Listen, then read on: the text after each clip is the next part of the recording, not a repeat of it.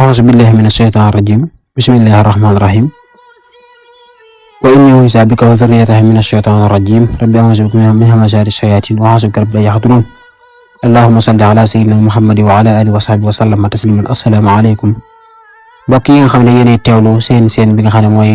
Daaray Maraqib TV si mbokkum taalibe Abdoulaye Seye doogal xasida yi mu leen di nuyu di leen siyaara di leen jox seen wàccuwaay di sàkku nag mboolem koo xam ne seen jot nga suñu vidéo bi nga yaatal ko ba mboolem jullit ñi mën cee jëriñu ñu ngi ci téereb Sëriñ Souhaïbou Mbacké ba tey kon bi jàll ñu ngi dikkoon ak yéen ci li sabab ak ñàkk kon vidéo bi ñu ngi leen ci dajaleel yi nga xam ne day sabab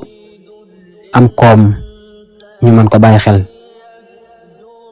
kon ni ko Sëriñ Souhaïbou Mbacké waxee dafa wax ne bokk na ci liy sabab koom mu law te barkeel mu di ragal yàlla nit ñëpp mooy ragal yàlla koom mu àndul ak ragal yàlla lu mu bari du am koom ay jay rek la ak jokku mbokk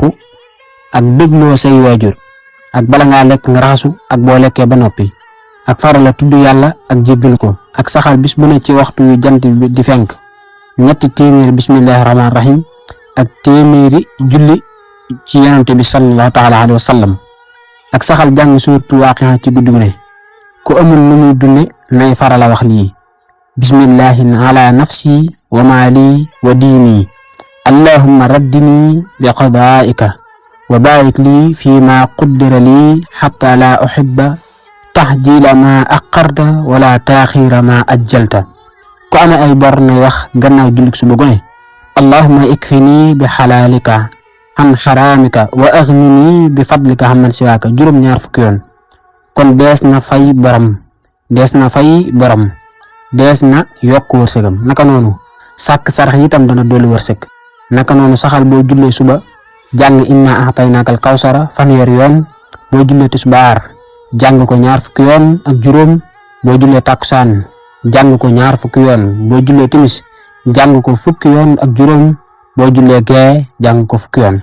loolu ko saxal dana dolli wërsëgam naka noonu Fatiha itam di ko jàng noonu yi moom itam dana yokk wërsëg di ko jàng comme ni mu waxe inna a'taynaakal nga koy jàng noonu Fatiha naka noonu bari julli ci Yonent bi sallallahu ta'ala alayhi bi alihi wa sahbihi wa sallam wa baraka